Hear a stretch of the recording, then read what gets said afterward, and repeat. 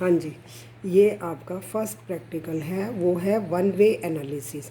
अब हमारे पास देखो क्या गिवन है, देर आर 3 वेराइटी ऑफ फिल हमें ना वीट की 3 वेराइटी के बीज दे रखे हैं और वो हमने 5 प्लॉटों में उगाने हैं। तो अब हमने ये देखना है कि जो फर्स्ट वेराइटी है, दूसरी है, तीसरी है, उनकी आउटपुट ज़्यादा आई है या नहीं आई है, क्या टेस्ट ऑफ सिग्निफिकेंस में हम चेक करेंगे। जैसे एक सैंपल हमें ए वेराइटी का दे रखा है, ठीक है, 5 प्लॉटों में हमने बो रखा है। फिर बी वाला है 5 खेतों में हमने बो रखा है। इसी तरह से सी वेराइटी का हमने, यानी कि 3 हमारे पास बीज हैं, 3 तरह के बीज हैं। हमने टेस्टिंग ऑफ हाइपोथेसिस अनोवा के द्वारा देखना है कि ए बेटर है, बी बेटर है, सी बेटर है या ए बी बेटर है, से हम इसको कंपेयर करते हैं। तो हमें क्या दे रखा है, फर्स्ट सैंपल में 5 वैल्यूज़ हैं, दूसरे में 5 वैल्यू हैं। ये क्विंटल्स में कि पहले खेत में 8 क्विंटल हुआ, दूसरे प्लॉट के अंदर 10 क्विंटल हुआ, तीसरे में 7, ऐसे हम ऑन एन एवरेज टोटल हम करते हैं। तो पहले वाले जो खेत में, पहले वाले जो 5 प्लॉट से ऑन एन एवरेज ए वाली जो हमने बीज बोए हैं, तो उसकी टोटल कितना आ गया, 50 क्विंटल। इसी तरह 40 क्विंटल अगले का, यानी कि 3 सैंपल्स हमारे को गिवन है। उनकी आउटपुट हम ऐसे रो वाइज, हम ये क्या है, जहाँ हमें जैसे वैरायटी दे रखी है तो उस वैरायटी के सामने रो वाइज हम ऐड कर लेते हैं। अब कहते हैं, is there any significance difference between the production of wheat.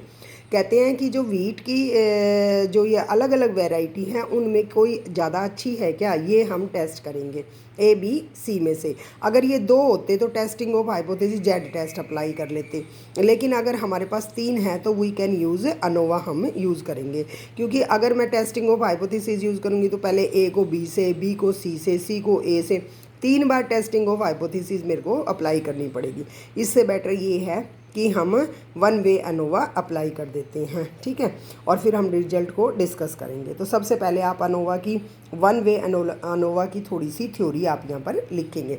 फिर फार्मूला यूज्ड है, जो फार्मूले यूज्ड के अंदर हम सेटअप करते हैं हाइपोथेसिस। ये ध्यान से देखो कि जो फर्स्ट वाला प्लॉट, जो 5 में से जो ये देखो, ये ए वेराइटी है, ए वेराइटी में ऑन एन एवरेज कितने केजी आ गया, ये देखो 50 केजी ऑन एन एवरेज। ये है म्यू ए और ये है म्यू बी और ये है म्यू। म्यू का मतलब ऑन एन एवरेज जो हमारा उसमें से क्विंटल, 50 क्विंटल अनाज निकला है, पहला, दूसरा, तीसरा। There is no difference between the output of these बीज। ये जो बीज हमने बोए हैं इनमें देयर इज़ नो डिफरेंस, तो एच नोट हम यही लेते हैं। तो इस तरह से ऑन एन एवरेज वैल्यू हम इक्वल लेते हैं और या लिख देते हैं on an average value of all samples are equal, ठीक है, या हम ऐसे लिखते होते हैं, और there is no difference between the output of 3 wheat variety. 3 wheat की वेराइटी से सेम टाइप की आउटपुट आ रही है। फिर H1 हम क्या मानेंगे कि नहीं, first one is not equal to mu two, चाहे सी इक्वल है, चाहे हमारे पास इन दोनों की आउटपुट सेम है, यानी कि इसको या तो ऐसे मानते हैं या फिर हम हमेशा कहते हैं at least 1 wheat variety is different from other. ऐसे ये बड़ी अच्छी है, ये वाली लैंग्वेज हम यूज़ करते हैं, at least 1 wheat variety is different from other. तो हमारे पास कितने ही हो, कोई फ़र्क नहीं पड़ता, ठीक है। तो अब हम इसमें क्या लगाएंगे, we use F ratio test. F ratio test कहाँ यूज़ करते हैं, अनोवा की टेबल में 5th कॉलम में हम यूज़ करते हैं। और एफ रेशो टेस्ट क्या है, टेस्टिंग ऑफ हाइपोथेसिस, जब हम 2 जो हैं हमारे सैंपल्स, उनमें क्या हो, उनका हमें वेरिएंस पता हो, तो वेरिएंस के टेस्ट के लिए हम क्या यूज़ करते हैं, एफ रेशो टेस्ट यूज़ करते हैं। तो यहाँ पर हम क्या, we can use shortcut method use करेंगे। शॉर्टकट मेथड कैसे है, step deviation method for the ANOVA. जो मैं यूज़ कर रही हूँ उसका नाम है step deviation method for ANOVA, हम डायरेक्ट कैलकुलेशन के लिए, ताकि इजी हो जाए। तो देयर आर फॉलोइंग स्टेप्स हमारे पास हैं। तो स्टेप्स के अंदर सबसे पहले हमने क्या करा है, टोटल ऑफ ऑब्जर्वेशन। पहले वाली जो है हमारी, जो सारी ऑब्जर्वेशन है, टोटल ऑब्जर्वेशन हमारी कितनी है, ये देखो 3, 3 दूनी 6, 3 तिया 9, 3 चौक 12, 3 पंजे 15। इनका टोटल हम करें तो टोटल का मतलब पहले वाले रो, दूसरे रो, तो यानी कि टोटल हमारा कितना हो गया, 15 की 15 ऑब्जर्वेशन का टोटल है 150। सबसे पहले हमने कुछ नहीं करना, टोटल ऑफ ऑब्जर्वेशन करना है। 1 से लेकर 15 तक की हमने जो भी है वो ये हमने सम कर दिया। इसको बोला YI JI फ्रॉम 1 to 15 हो गया। नेक्स्ट स्टेप हमारा क्या है, हमें करेक्शन फैक्टर निकालना है, वेरी इंपॉर्टेंट। इसको बोलते हैं करेक्शन फैक्टर। करेक्शन फैक्टर का मतलब क्या है, ये जो आपने 150 अभी ग्रैंड टोटल निकाला है उसका स्क्वायर बाय में n लिखते हैं। ये फैक्टर इज़ वेरी इंपॉर्टेंट। जैसे एज्यूम्ड मीन इंपॉर्टेंट होता है स्टेप डेविएशन मेथड में, इसी तरह से CF फैक्टर निकालते हैं सबसे पहले। तो ये 150 आ गया, इसका स्क्वायर बटे में टोटल हमारे पास कितनी ऑब्जर्वेशन है 15 से कर देंगे तो ये वैल्यू हमारी आ गई। ये हर जगह यूज होएगी।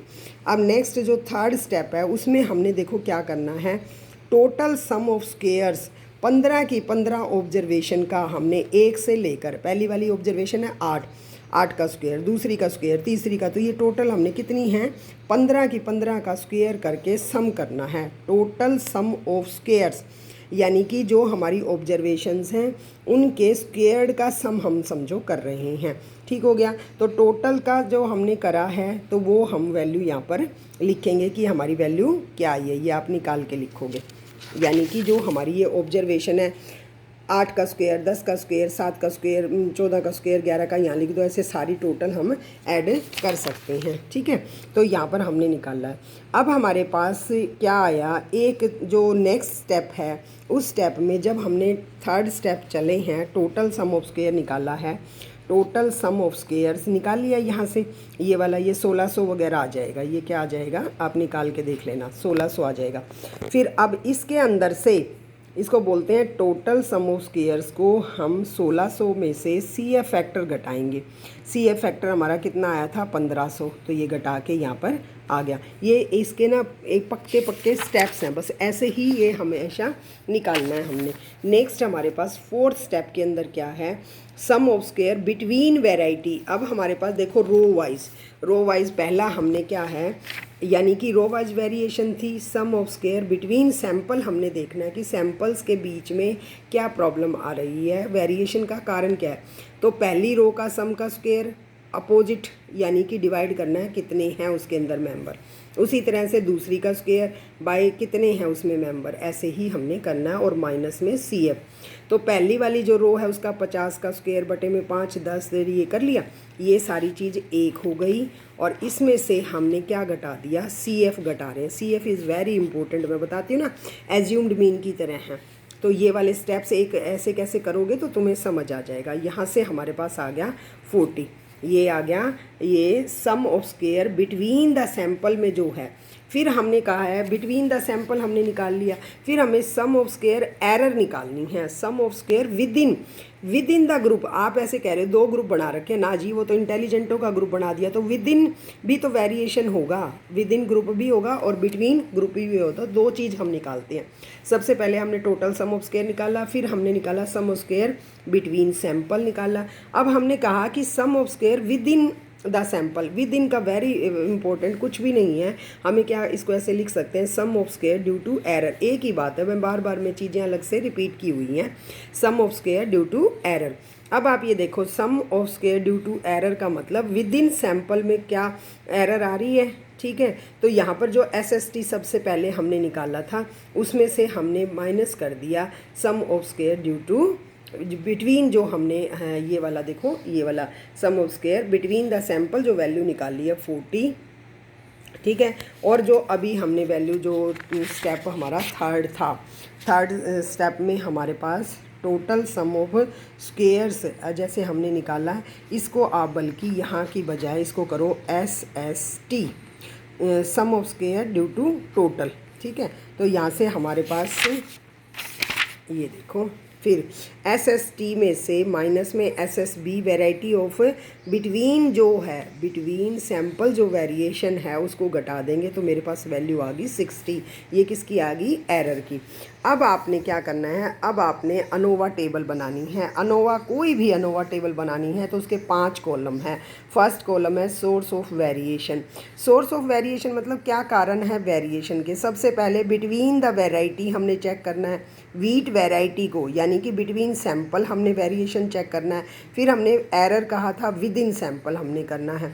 एरर थी ना, विद इन सैंपल हमने क्या बताया था, ये जो हम कह रहे हैं विद इन सैंपल का मतलब एरर। ठीक है, ड्यू टू चांस फैक्टर जो होती है, क्या होती है, चांस फैक्टर, और ये असाइनेबल कॉजेज़ की वजह से होती है। तो यहाँ पर हमारे पास वन वे है, तो एक तो ये वैरायटी की आ गई और एक ये बात आ गई। अब सम ऑफ स्क्वायर्स लिखना है, सम ऑफ स्क्वायर बिटवीन वाला आएगा, सम ऑफ स्क्वायर एरर वाला आएगा, ये वैल्यू लिख दी। फिर डिग्री ऑफ फ्रीडम का मतलब मेरे पास कितनी वैरायटी हैं, कितने सैंपल्स हैं, हमारे पास सैंपल हैं 3, ABC 3 तरह के हैं, उसमें से एक घटा के मेरी डिग्री ऑफ फ्रीडम क्या होगी 2। ऐसे ही हमारे पास ऑब्जर्वेशंस कितनी हैं, n-k लिखना था, n-k का मतलब क्या है, जो हमारे पास 3 वैरायटी हैं, n कितनी है, टोटल ऑब्जर्वेशन में से घटा के हमारे पास आ गई 12, और इसको हमने बोला है k-1, k क्या है वैरायटी, उसमें से घटा के बता दिया। ठीक है, अब यहाँ n-1 होती है, टोटल 14 होगी, देखो ये 2 और ये 2, ये टोटल 14 होगी, और ये क्या होती है टोटल n-1, कैपिटल n-1 होती है हमेशा।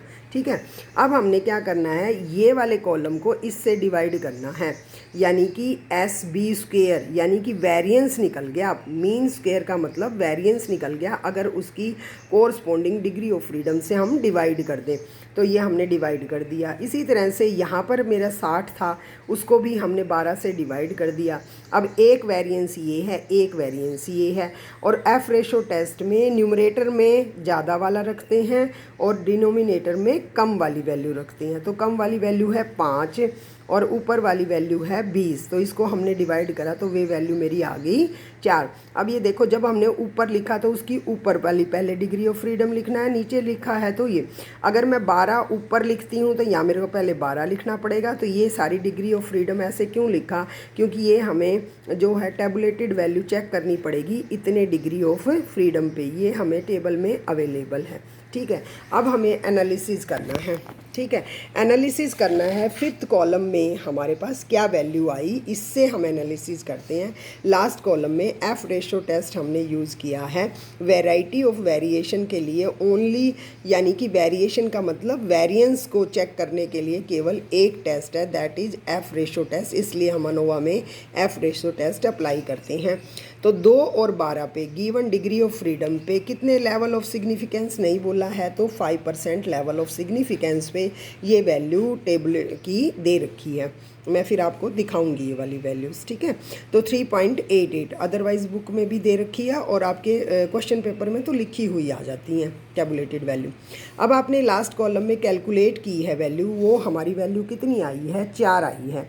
हमारी जब टेस्टिंग ऑफ हाइपोथेसिस में क्या होता है, कैलकुलेटेड वैल्यू टेबुलेटेड वैल्यू से क्या हो जाए, लेस हो जाए। हमारी ये है टेबुलेटेड वैल्यू और ये मेरी है कैलकुलेटेड वैल्यू, मेरी टेबुलेटेड वैल्यू कैलकुलेटेड वैल्यू से लेस है, तो इसका मतलब क्या है, एच नोट रिजेक्ट हो गया।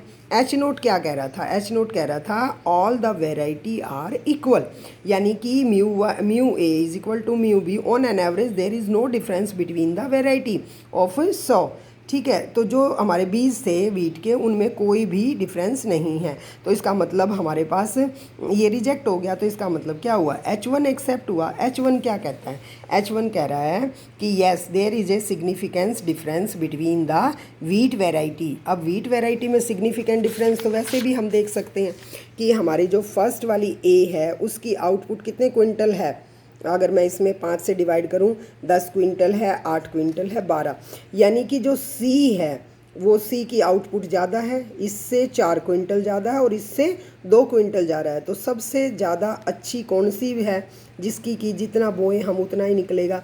यानी कि देखो, जब आप इससे कंपेयर करते हैं तो इससे 2 क्विंटल तो इसमें ज़्यादा है और इसके अंदर तो 4 क्विंटल जा रहा है, तो सबसे बढ़िया कौन सी होगी जब हम कंपेयर करते हैं, when we compare the variety means हम करते हैं तो सी सबसे अच्छी है, फिर उसके बाद ए है और इसके बाद बी है। तो इस तरह से टेस्टिंग ऑफ हाइपोथेसिस में हमने पता लगा लिया कि ए बी सी 3 सैंपल थे, उनमें से सबसे अच्छी वैरायटी जो हमने बोनी है वो किसकी आउटपुट आएगी, सी की आउटपुट आती है, तो बेस्ट वैरायटी इज़ सी। तो इस तरह से टेस्टिंग ऑफ हाइपोथेसिस अनोवा में हमने 3 सैंपल थे उनको कंपेयर कर लिया और उनको इनलिस्ट कर दिया सी ए बी, इस तरह से हमने उनको ग्रेडिंग दे दी। तो ये आपका प्रैक्टिकल है, कहीं से नहीं आए, मैं इनकी पिक भेजूंगी और वीडियो भी भेजूंगी, तो ये आपने उतारना है पहली बार। और यहाँ पर वाली जो पहली वैल्यू है वो आपके रोल नंबर की लास्ट डिजिट होनी चाहिए। ठीक है, वंस प्लेस वाली लास्ट डिजिट चेंज कर दो, डिजिट बस यहाँ पर आपने जैसे मेरा 15 है तो यहाँ 5 कर लो, मेरा 20 है तो यहाँ पर 0 कर दो। ऐसे आपने चेंज करके ये पूरा प्रैक्टिकल करना है, ठीक है।